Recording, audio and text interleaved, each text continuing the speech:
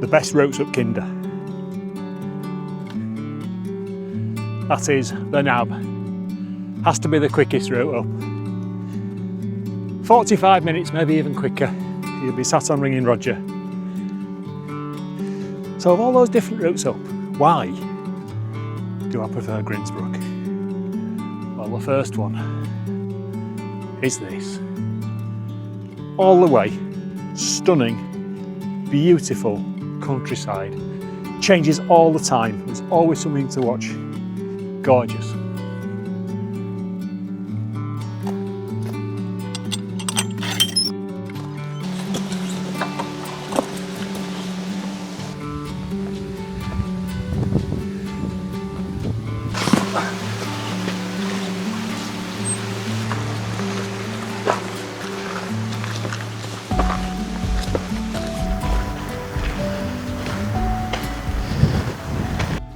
Now then,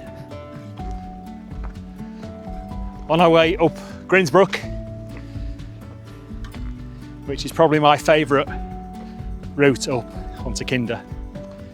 Today we've chosen Grindsbrook. I'll be honest, I've chosen Grindsbrook because I'm very concerned about water.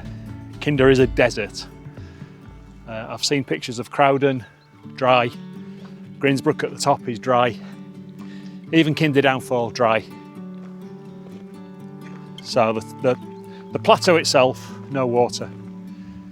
Now I don't know if you can hear the water in the background, but I can see Grindsbrook has got a very healthy flow there, which I'm hoping is coming from the spring at the top, which I've just heard called the Fountain of Youth. Now I don't know if that's its proper name or just the name that Olan calls it. I first met Olan about a year ago when I was on the edge path looking for water similar to today, and I bumped into him and asked him, and he said come down about 100 metres from the top and there's this stream running out the side, this spring. And I didn't at the time, but I have done since, and funnily enough the week after I met Olan again, not from a much similar place. He's got an amazing 6.5 kilogram pack, and his channel's quite good. So I'll put a link in the description for his channel. So we've got Paul, very excited for this, but he's hurt his foot. Thinks he's cracked his toe, which is not good. But he's going to get through it. And then Shane has almost got everything in one pack.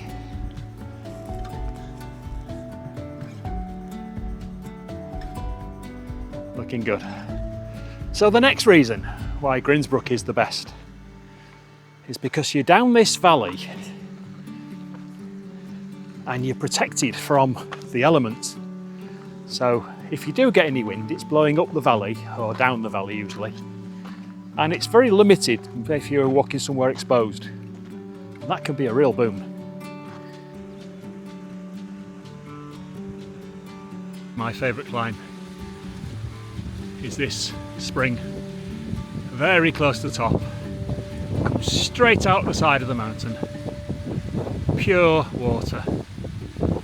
Don't know, maybe had 100 years of filtering, and we're not far from the top of the scramble there now.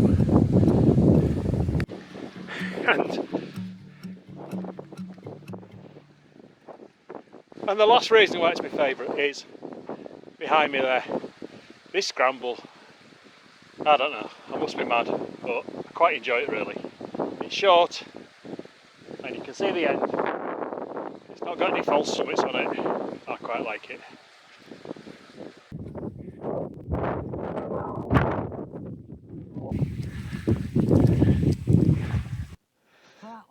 Okay guys, so I've tried setting the tarp up about 47 times, given up. I brought the tarp, the trail star and the tarp, and I've tried them both. I need to have a good practice session with them, I think. Got my little table set up on my chair. I mean, it's not going to rain tonight, so I'm fine. Food's just cooking there. I've gone for a sachet plant-based meal and rice. I've just got some water boiling for soup and coffee. In the OEX Salamanda again. Solve the problem of this clip. You put a cord on there. First of all, I don't think it needs it because look, it's not blowing down now and it's open. But this little clip, let's get it in front of the camera, this little clip. So bang that onto there and I can attach a cord to there if I need to, but I'm not going to for the moment. Shane's in his Lanshan, got a nice new chair. Don't you always sitting in it? Just there. And Paul's in his Lanshan, and he's got his chair, which is the model that we've both had the last couple of weeks, and he's having his scran now. Paul had a bit of a problem with his foot coming up, which is one reason why I ain't done any filming. He thinks he's cracked a bone, and he was properly suffering. So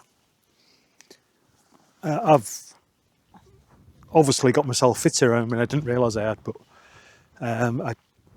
from the bottom of the scramble bit, I carried his bag up and then came back down and got mine and just kept like leapfrogging like that. So I've climbed Grindsbrook twice with 2 bags and also climbed down it. So I've done 129 floors today somehow.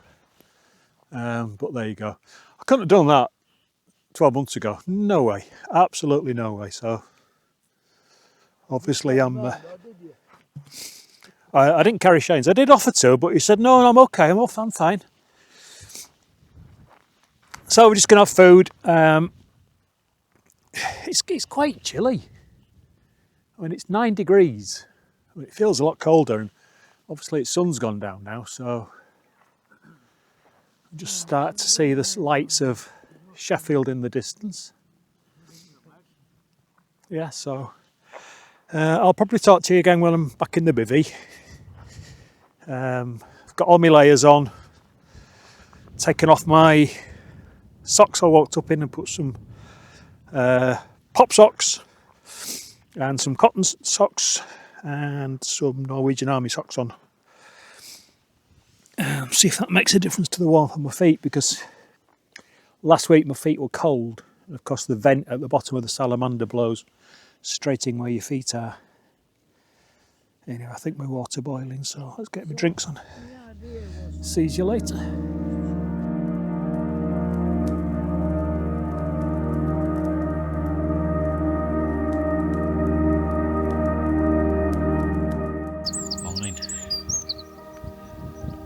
Speaking a little bit quieter because Paul and Shane are still asleep.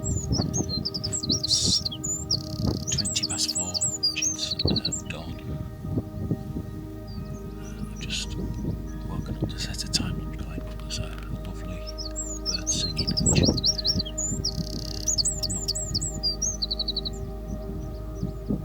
not put the microphone on.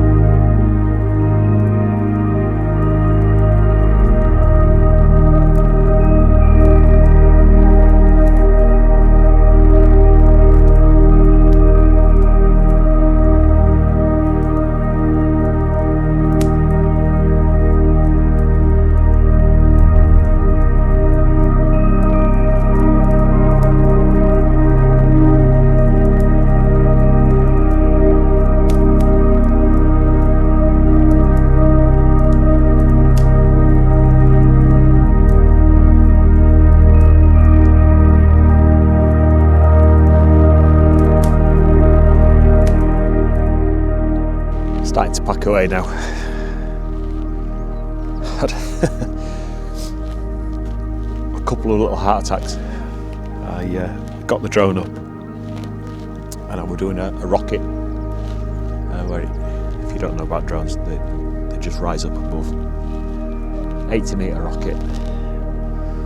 Set it going, it got to about 40 metres and it said critical low battery, and the battery hadn't been critically low. And it started flying off over there, middle of nowhere, so I quickly stopped it flying off, turned it round, started to fly it back, and it emergency landed. I thought, oh no, I've lost it, and it seemed like it were 8 miles away. But there's a button on the controller. Obviously it's turned itself off. Find my drone, pressed it, and it showed you a little map, and you can see where you are, see where the drone is, and you just turn round and walk towards it, and I found it, and it was just over here. Not had that happened before. Now the drone and the controller was in the bivvy with me, but obviously the temperature's got down to 2 degrees ish, so that's no good for it, so it shut off. So that was a bit of a pain. I made a stupid mistake. I didn't put my fuel bottle inside my bivvy, and it was too cold. Could I? Hell as liked it. I've got a lighter,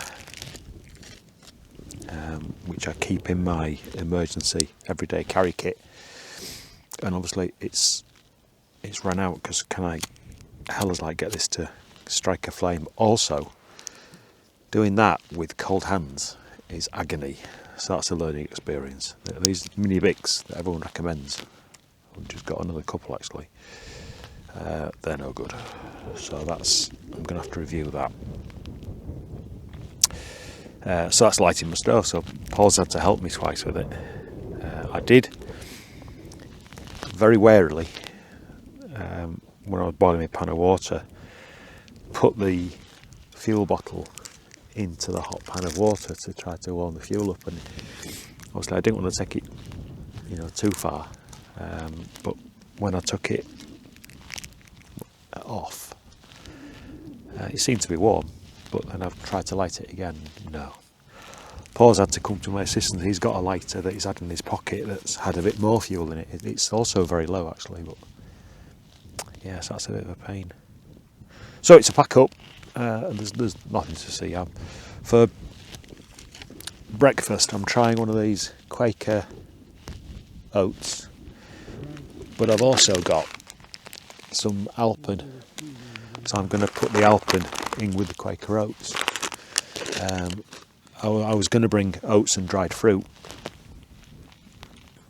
but I haven't. I've gone for this. See if the Alpen works instead. Yeah, so catch you later. I'll turn you off for now.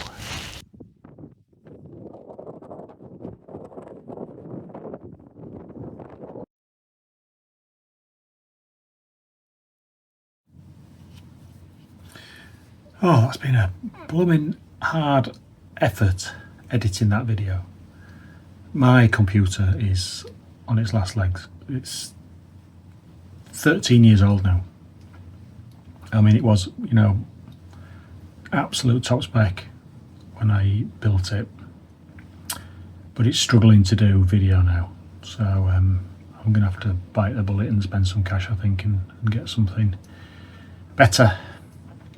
The last clip where I'm saying leave no trace, we picked up all the rubbish and etc. and the walkout has just got awful wind noise on it. I've not turned the microphone on properly, or I've not activated the wind noise on it.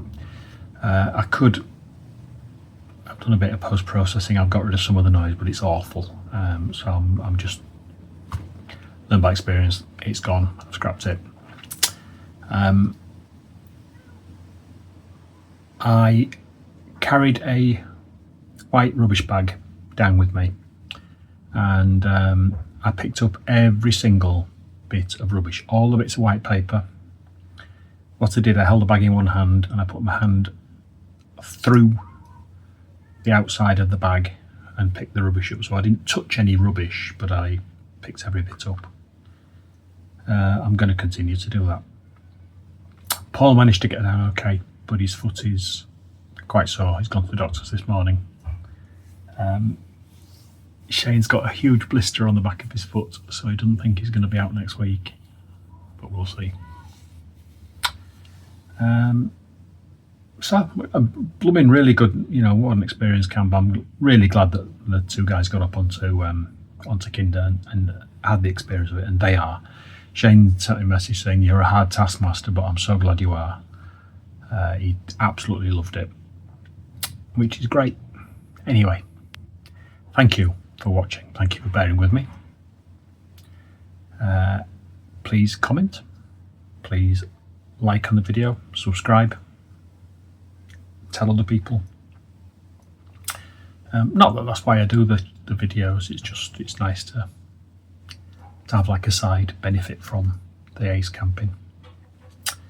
I shall see you next week. Bye.